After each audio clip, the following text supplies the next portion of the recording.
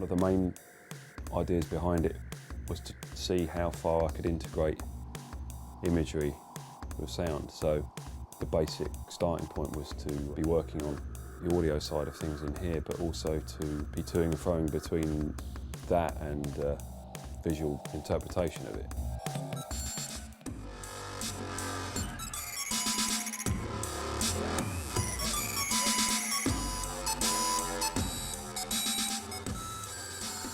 Started off just seeing what kinds of imagery, if you like, the music was bringing to mind, and then trying to find a way of recreating that. So I ended up making an adaptation to some software which I started working on sort of 7 or 8 years ago for my live shows, but it's kind of been revised here and there since, and then started using it to do these visual interpretations.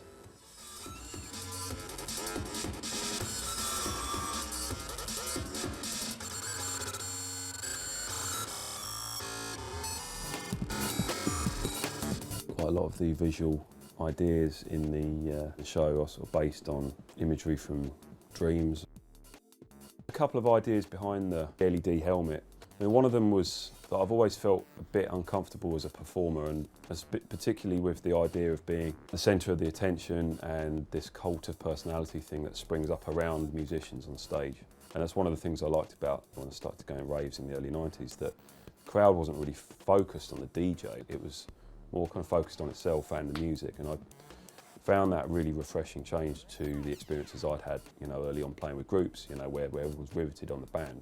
At the same time, turned me into something other than a human being, if you like. I feel it's like a canvas, like a way of displaying images. Because these images are generated on the basis of what I see in my head when I listen to that music, it's also like a little window into my imagination, like low definition kind of image of what I've got going on in my head.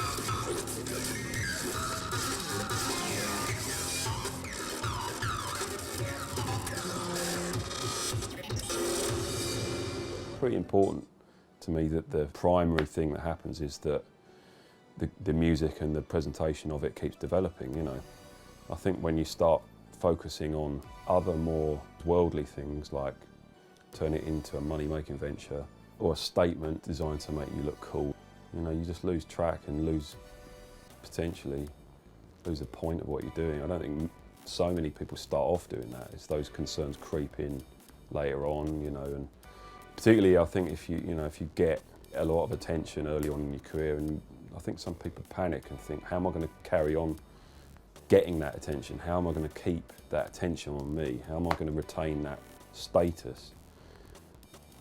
For me, it's like, forget it. Just carry on, do what you want, because that's what got you there in the first place.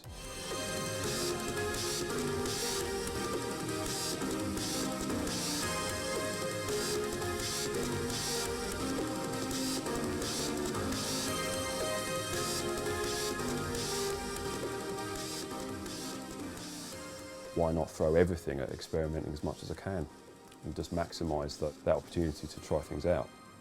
I think it's odd to call it a responsibility because no one actually asked me to do it, no one says I should do it. However, I've got the freedom to try it, and the scope and the time.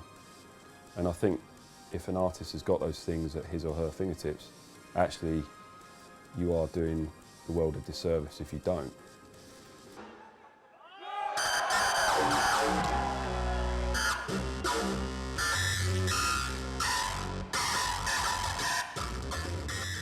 I have this thing which, I don't know if you'd call it a recurring dream, but a dream about a perfect piece of music, which, exists somewhere in my archive, and I think, oh, I found it, found the piece, which unites everything I do, makes the, it's like a keystone, makes the whole thing make sense, because sometimes I do wander, I look at what I've done, I think it doesn't make any sense. But there's this one piece which sums it up and links the whole thing together, makes it feel satisfying to me, and I wake up and think, what is that track? Where is it? And it's like, I slowly realise it doesn't exist, But it acts as a if you like, a gravitational force. I want to make that piece. It's one of the strongest things that exerts creative pressure on me, if you like, just to try to make that piece that makes my work make sense.